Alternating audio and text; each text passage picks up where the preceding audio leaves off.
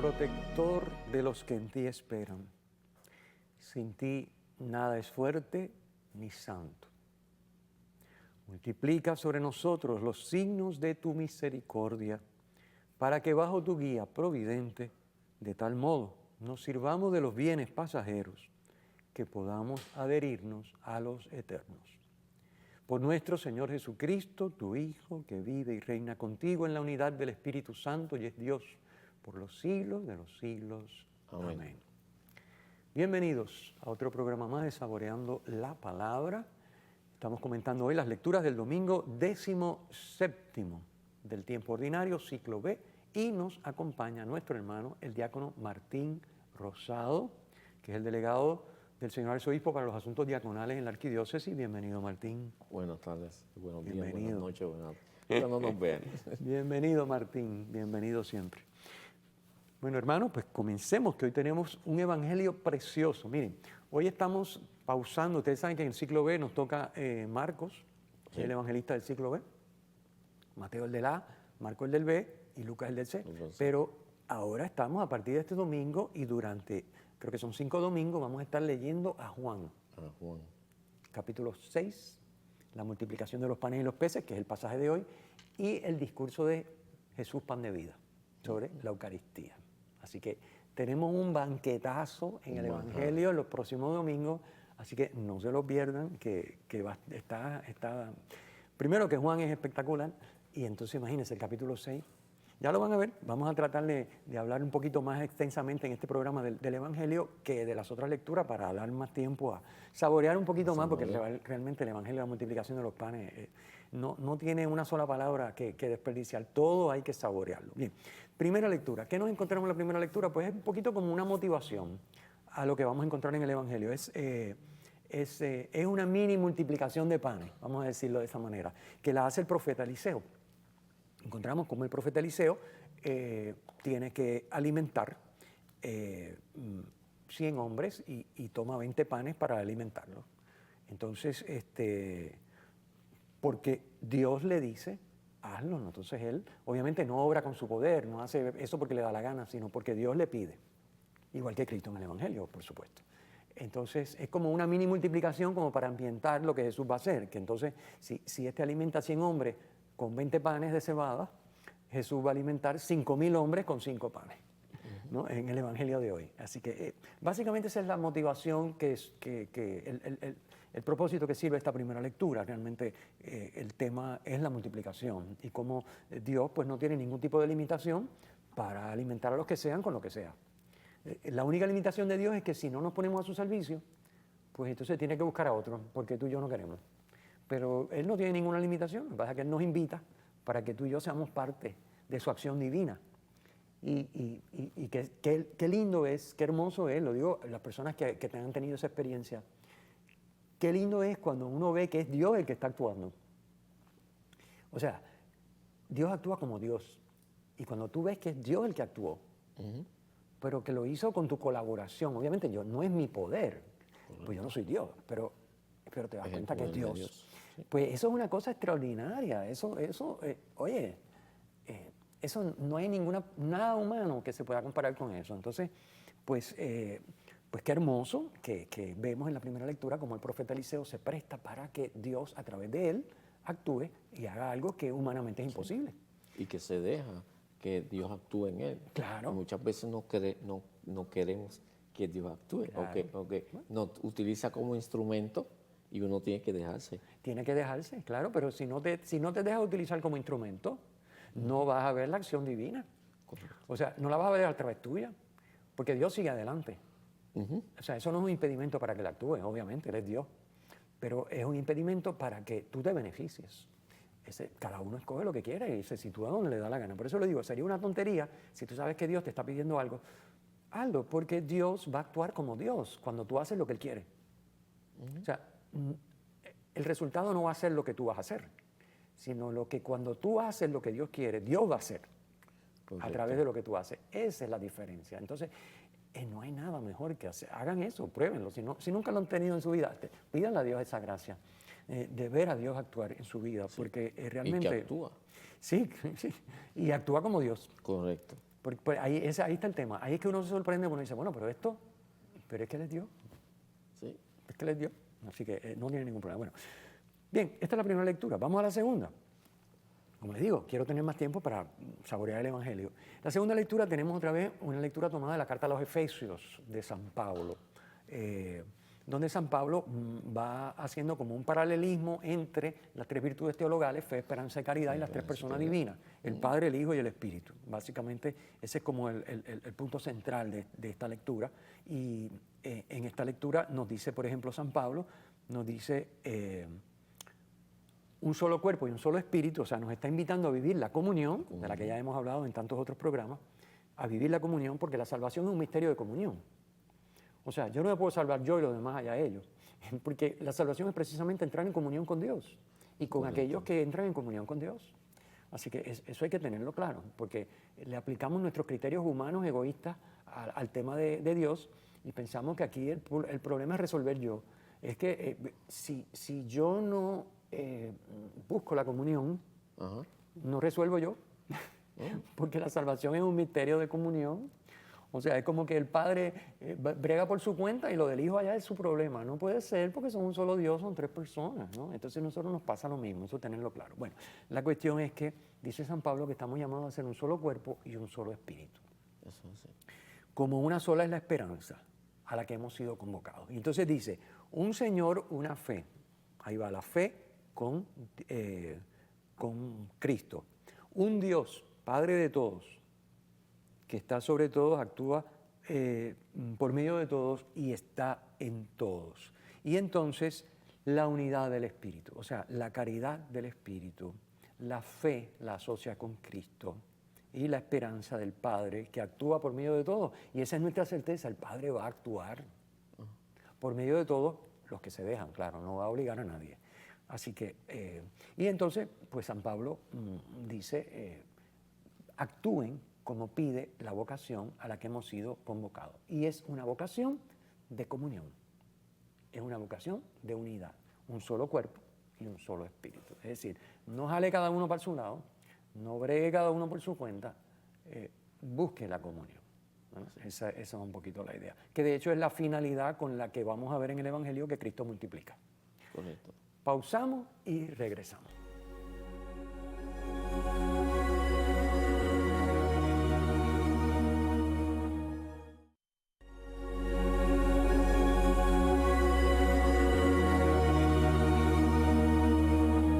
De regreso, saboreando la palabra.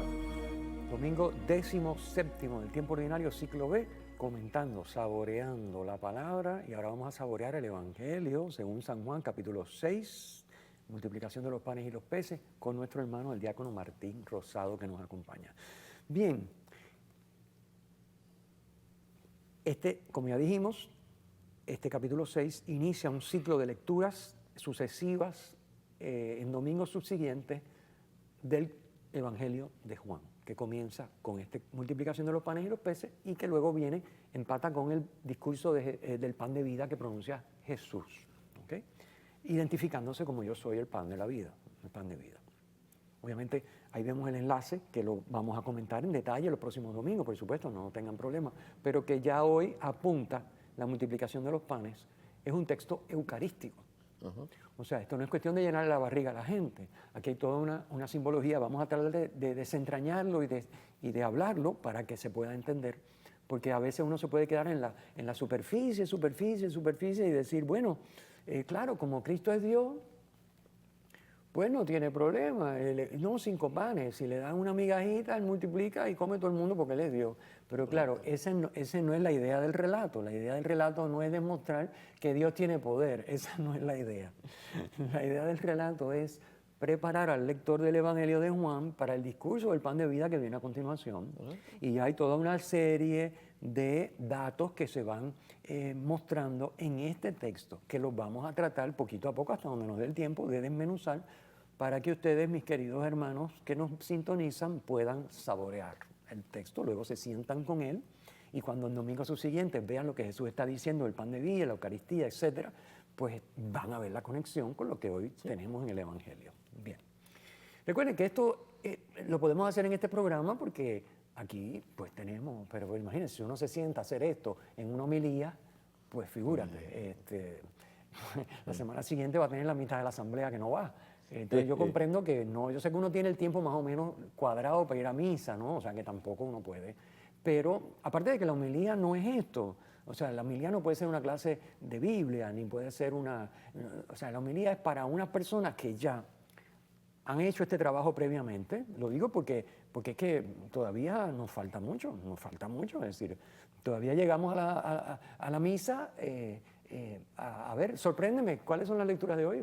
Vamos a escucharlas, a ver de qué van. No nos preparamos para... Bendito sea Dios, bendito sea Dios. A ver, para hacer una buena homilía,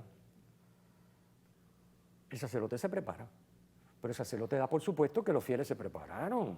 Correcto. O sea, si los fieles no han leído el texto, no lo han meditado, no han leído un poquito comentario como el que hacemos aquí, no tienen ni idea. Entonces, ¿qué hago yo? ¿Qué tiene que hacer el pobre padre en la homilía? Pues tiene que sentarse a explicar lo que significa el 5, lo que significa el 2, lo que son los panes, que si la Eucaristía, que si los verbos. ¿Y ustedes se le va la homilía en eso? Dar una catequesis en vez de dar la homilía. Y recuerden que la homilía da por sentado que el texto se conoce y lo que vas a resaltar algunos aspectos del mensaje del texto para aplicarlos a la vida.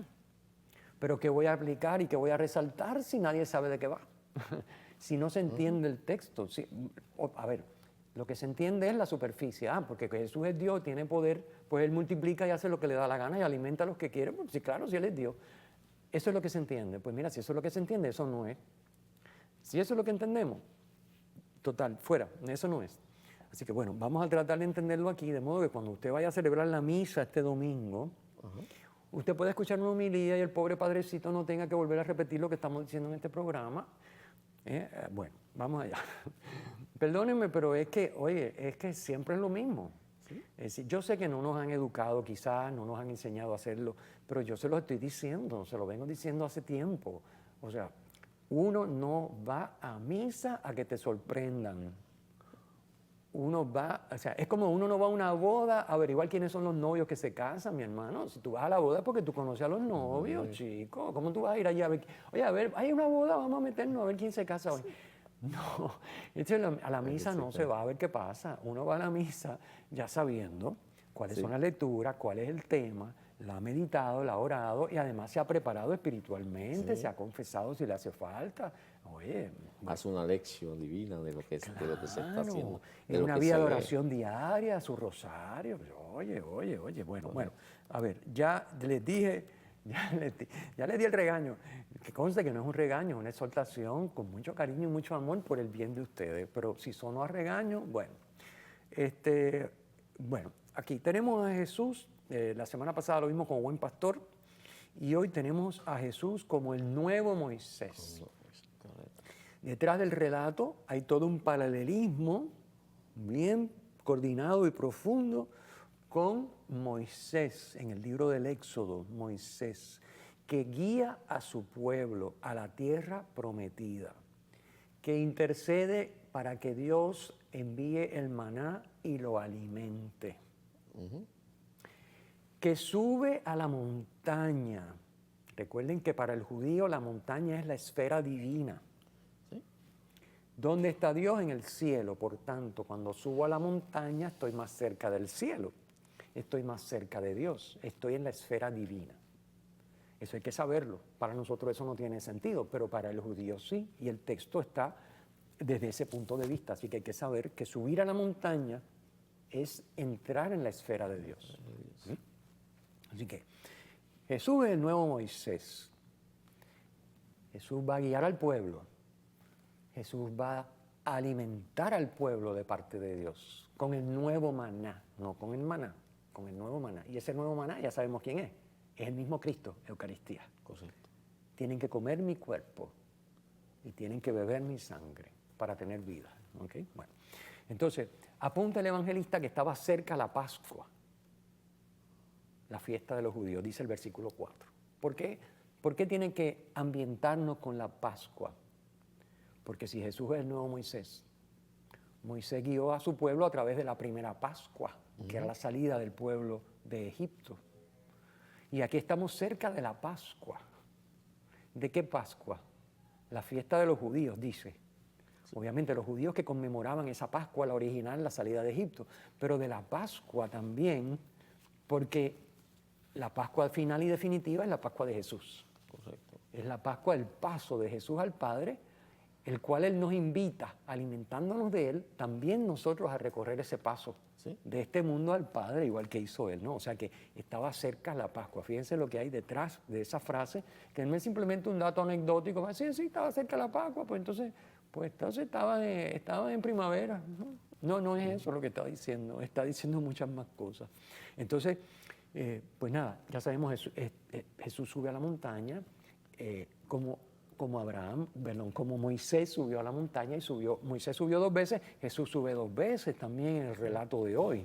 La primera vez acompañado de la multitud para multiplicar, la segunda vez sube solo a la montaña cuando intentan proclamarlo rey. Correcto. Bien, pausamos y continuamos este comentario luego de la pausa.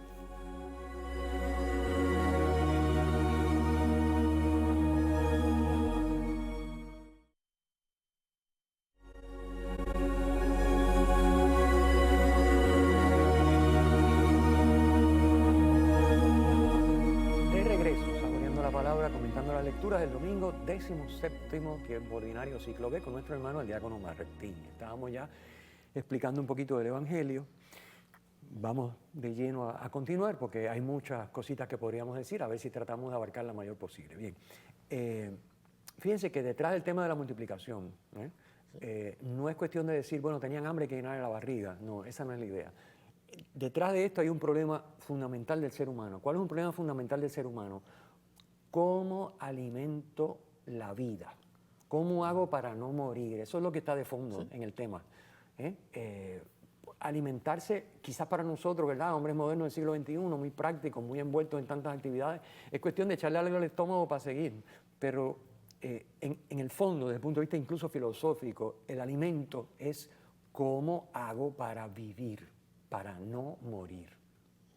Entonces Jesús tiene la solución para no morir, el alimento para no morir, del cual la multiplicación de los panes es simplemente un esbozo, es un anticipo.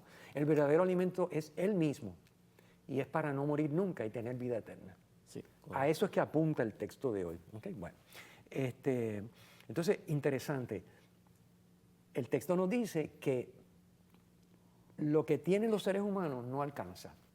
El esfuerzo humano, las destrezas humanas, las capacidades humanas, la industria humana no alcanza para tener vida. Vamos a acabar en la muerte. Igual que los 5 panes y los 2 peces, allí no alcanzan para nada, porque hay 5.000 hombres. Entonces, sin contar mujeres y niños, pues olvídate, no vamos para ningún sitio.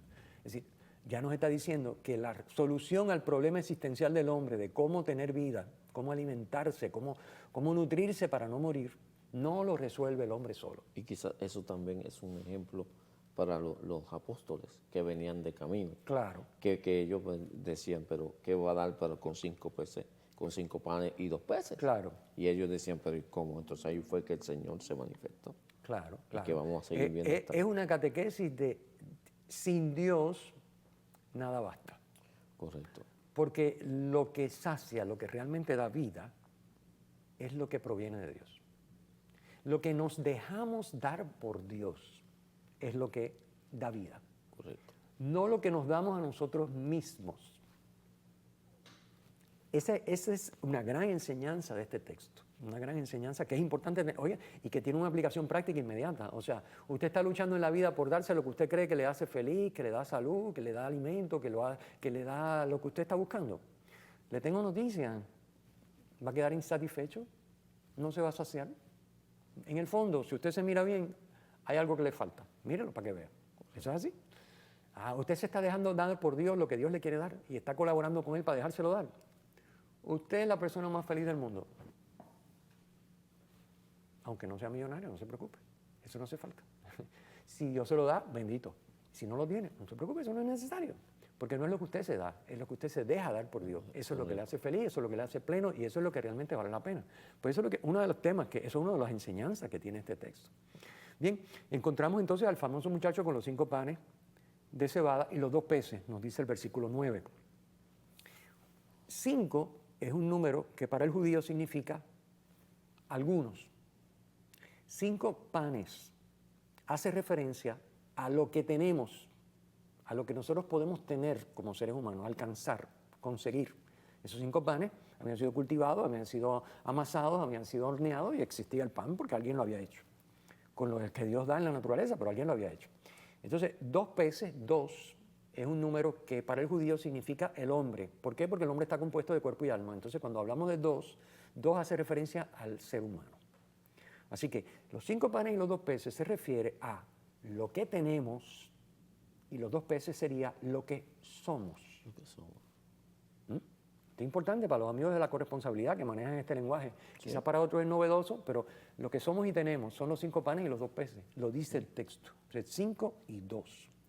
Entonces, todo eso es don de Dios. Los 5 y los 2 son don de Dios. Lo que somos es don de Dios. Lo que tenemos, nos ha permitido el Señor tener, es don de Dios también, aunque haya de nuestra parte un esfuerzo, como es lógico. Entonces, eso es lo que Dios quiere que le entreguemos. Sí, y poniendo un puntito aquí, haciendo un paréntesis, el joven lo dio. Ahí está. Lo dio. Porque eso es lo que Dios quiere. Porque es lo que Dios que lo entreguemos, que lo entreguemos. pongamos en manos de Dios. Correcto. Que fue lo que hizo el jovencito, lo puso en manos de Jesús. Y fíjate qué interesante que en este relato de San Juan, el que multiplica y reparte, porque en otros relatos Jesús multiplica y se lo da a los discípulos para que lo repartan. En el relato de San Juan, el que reparte es Jesús. Correcto. Es decir, Dios mismo te lo da. Dice el texto, al poner a Jesús a repartirlo, obviamente no sabemos si fue así o fue como lo dicen los sinópticos, pero bueno, no importa. Es decir, cada evangelista, recuerden que tiene su intencionalidad teológica y quiere enfatizar un aspecto de la enseñanza. Entonces no importa, sea a través de los apóstoles, que es verdad, porque en general Dios nos llega en la iglesia mediado a través de su iglesia. O si es Cristo mismo directamente el que lo hace, no importa. En este caso lo que está diciendo es Dios mismo hace la obra y toca directamente al ser humano para darle lo que necesita, porque es Cristo mismo el que reparte. Que Dios es el autor de esto. Claro, Él es el mismo. Entonces, los hombres eran unos 5.000 hombres. Entonces, esto es tremendo. ¿Por qué hablamos de hombres? Bueno, recuerden que en esta época de Jesús las mujeres no contaban. No contaban. Es decir, entonces, los hombres eran los importantes, entre otras cosas, porque esto está apuntando a una liturgia. O sea, la multiplicación de los panes y los peces es una liturgia. Es una acción de Dios. Eso es lo que significa liturgia, ¿verdad? Acción de Dios en favor del pueblo. Esa es la palabra liturgia. Es una liturgia a través de la cual Dios está actuando en favor de su pueblo. Bueno, pues en la liturgia para el judío los que intervenían en la sinagoga eran los hombres. Así que aquí solamente nos interesa saber cuántos hombres habían, porque es una liturgia. Sí. Seguramente habría mujeres y niños, pero no los contamos porque no interesan para la intencionalidad. ¿Okay? Así que, y había 5.000 hombres. Ya dijimos que 5 es una cantidad indefinida y 1.000 significa multitud. Quiere decir, había una multitud de hombres participando en esta liturgia que dirige Dios por medio de Jesucristo, con la cual alimenta. Correcto. Y esa alimentación está predicada y manifiesta 2 características típicas de la acción de Dios, que siempre están presentes donde Dios actúa. La primera es la sobreabundancia. Y la segunda es la gratuidad. Bien importante. Bueno, tenemos que dejarlo aquí. Me da una pena terrible, pero a ver, vayan a pacrired.org, el sitio web de la Parroquia Cristo Redentor. pacrired.org. Descarguen el comentario que tiene mucho más tema, que está interesantísimo y que estoy seguro que lo van a disfrutar. Si tienen alguna pregunta me escriben, tienen mi correo electrónico pangelsiapi@arqsj.org. Y agradeciendo a Diácono Martín su presencia, nos despedimos como de costumbre con la bendición. El Señor esté con ustedes. Con tu espíritu.